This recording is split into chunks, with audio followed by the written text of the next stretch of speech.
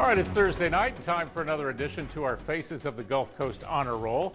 You know, they say a watched pot never boils, but for Bay Minette's Mel Hacking, not only do those pots boil, they help provide riches to people all over the world. Here's tonight's edition of Faces of the Gulf Coast. If you've rolled down Highway 59 south of Bay Minette, you probably laid eyes on this. It'll get your attention, especially if you have a hankering for that southern specialty, boiled peanuts. But just who is this Mel, and what makes his peanuts so darn special? Never would have thought I'd know what to do with a peanut, but somehow I'm able to boil peanuts and people buy them. Yep, that's Mel, stirring up another week's worth of boiled peanuts. He got into the nut biz about 4 years ago. He'll boil up 400 or 500 pounds a week, and he sells them all. It's a full-time job now that he's taken the show on the road. How we doing today, Miss Steve? Hey, how's it going? Awesome. Mel peddles his peanuts at area car dealerships and businesses on both sides of the bay. And folks can't wait for the Peanut Man. How y'all doing? Oh, I love that guy. The unsalted, right? Yeah. But what you may not know, Mel is actually Reverend Mel, and boiling peanuts is a calling. I never would have believed something as small as a little peanut would open up so many doors. And inside those doors, an ever-expanding flock. I think it's a great thing. He's a very positive person. He also has a great product. They know that I'm a pastor. I'm able to pray with them. I'm able to share with them. I'm able to listen to them, give words of encouragement. But that's not the reason Pastor Mel first started perfecting his peanuts. We come in and build a 12 by 12 house. About $500 is what it takes to buy all the material, and then we do the labor for free. These pots of peanuts are funding homes and food and clothing for impoverished people in Guatemala. He's partnered with Grace Ministries in Grand Bay and together have built dozens and dozens of these homes, not much by our standards, mansions by theirs. We always gather around the family and lay hands on them and pray blessing over them. And you just see the heartfelt gratitude as they, on many occasions, will break down in tears and cry. And they'll never know, thousands of miles away, under a moss-covered cross, in a steamy kitchen behind the New Day Ministries Church in Bay Minette, Alabama, Reverend Mel helped make it possible. It makes you feel better when you come back home. When he is back home, his church is modest. His Sunday congregation is as well. But thanks to his peanut ministry, he too has continued to grow. God knew before I was born I would be a peanut man, even though I never in a million years would have thought that. Don't get caught up with all the media constantly pumping it down you that you always got to get something bigger and better, instead of realizing, you know what, I'm pretty rich like I am right now, you know. He is too. Reverend Mel was loading up those hot-boiled peanuts at 4 o'clock this morning. He'll be doing it again in about 6 hours. And you can also find Mel's boiled and roasted peanuts at several gas stations on the Eastern Shore. If you can't find them, ask for them. Reverend Mel says he will be more than happy to boil more. And I can tell you, they are delicious, too. Oh, they are. You brought in a bag yesterday. You know, what's so interesting is that he uses the peanuts to minister to people. I mean, a lot of times it's not your traditional way of going and talking to people who really may need it. Yeah, he says it is definitely a calling, and he never thought he would even know anything about peanuts until 4 years ago. He got the idea from a friend, and it has really blossomed. And what he has done with that business is really amazing for a lot of people. It is Thursday, so time to introduce you to another one of our Faces of the Gulf Coast.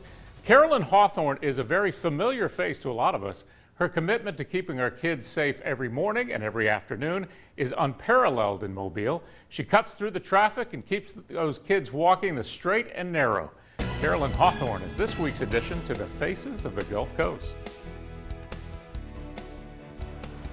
If you travel down Azalea Road in Mobile, you've seen this face. Beep, beep, beep, beep, yeah! And heard her whistle through the rain and the heat, even the snow. I had to get that school out because they got out early, and it was snowing. But hey, I did my job, and I said if I can do that, I can do anything. Most of the kids who cross her path don't even know her name. For 20 years, Carolyn Hawthorne has been keeping them safe. I tell them not to run, get your feet back on the curb, you know, stuff like that. And she's been telling it to generations. Through the decades, the school kids at Denton Middle and Davidson High have been in very good hands. Get out the road, fella! She's a good crossing guard. Good crossing guard? No, she's not. You'd be surprised. She's a really nice lady. She's been doing it for 20 years. 20 years? I never knew. Carolyn is a community resource officer, and what a resource she has been at this intersection. Every morning and every afternoon of every week of the school year, she's right here. Back it up! Slowing them down Hold it down. and waving them through. But there was a stretch back in 2001. Carolyn couldn't answer the bell. I felt like a drunk lady. Right here, at the intersection of life and death, Carolyn suffered a stroke. This arm wouldn't do anything, so I had to do this. Then it'll come up light. And I was saying, something wrong. So that's when I knew to get off the street. Her brother-in-law rushed her to the emergency room.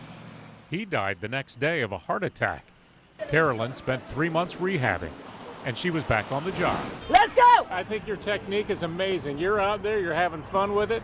It looks like you're into it, and nobody gets away with anything with Miss Hawthorne around, do they? They don't, but they think that when I do catch them, they smile and laugh. I don't want you on the crosswalk. Back it up! I don't want you past that white line. Oh, I push you back. Stop! Back it up! It's hard to miss her. This school zone is her zone. Her ear-piercing whistle cannot be ignored. School! How do you make that thing so loud? Holy You cow. know, and this is another story. This whistle is 17 years old. You got some lipstick on there? Yeah, and the coloring coming off. Yeah. Silver. That just shows you've been working hard. Oh yeah, I'm the whistle lady. It's more than a paycheck. You're not getting rich doing it. Oh no, not by a long shot. But she says it's all worth it to keep all these young lives safe and maybe even inspire a few along the way. Yo, I gotta show love to the cross guard. She is so great. She shows us love. Let's not hate, but give love back and appreciate. Yo, appreciate, because if it wasn't for her, I couldn't find my way. I thank her for her guidance and blessing every day. Hold down. Every day that school's in session, Carolyn is here, slowing them down, waving them through, Y'all have a good weekend. and keeping them safe. Hold it down. You ran already. Oh, she's a trip. Carolyn told me she got into the crossing guard biz as a single mom to keep an eye on her own kids to and from school. Since then, she has sent both those kids through college and has seen a lot of her crossing guard kids move on to higher education as well. In fact, she'll be there again in the audience next week as all of her Davidson kids graduate from high school. Well, I think we can all agree it has been a tough, even tragic week for a lot of folks all over the country. We've all been affected by the bad news. Well, tonight, some good news. We begin a new feature here on Local 15. We call it Faces of the Gulf Coast. Ordinary folks doing extraordinary things. And tonight, one of our neighbors is honoring a culture he once fought to destroy. Chances are you've seen this sign as you pass through Langan Park in Mobile. Chances are you never gave it much thought. But tucked back in the woods is one of Charles Wood's masterpieces.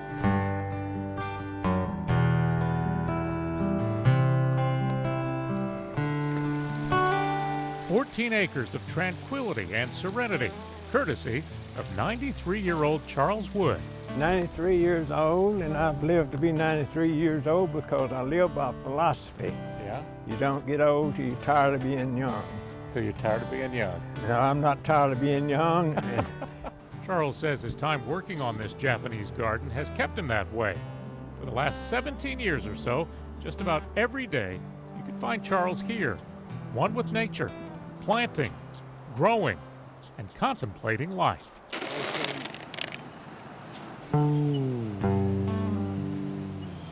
Charles has planted most of the trees, placed most of the stones and rocks, and stocked the fish here. But the seed for this garden was planted decades ago when he began painting. His strokes brought him to the Japanese art of sumie ink painting, a reflection not only of beauty, but of feeling and mood. And I liked it because it was the most challenging type of art you could do. Through his art grew his love of Japanese culture. Something that's old and rustic, they call it wabi-sabi. And I'm the wabi-sabi of this garden. I'm soon be 93. I'm old and rustic. If God let that tree live 200 or 300 years old, it must be special to God. So it becomes a shrine, and when the Japanese tour this garden and come by this tree, they will bow to this tree. The irony is, Charles came to Mobile, to Brookley Field, as part of the war effort in the early 40s, fighting against the Japanese. The irony and the dichotomy between us being at war with that culture and what you have learned from that culture, it's really interesting to me. The Japanese religion, they have appreciation for nature a lot more than stained glass windows, you know, in a church, a temple. They see God, and this is what I see when I come here. Just the beauty and the tranquility here that you get in the quietness. We say, listen to the silence.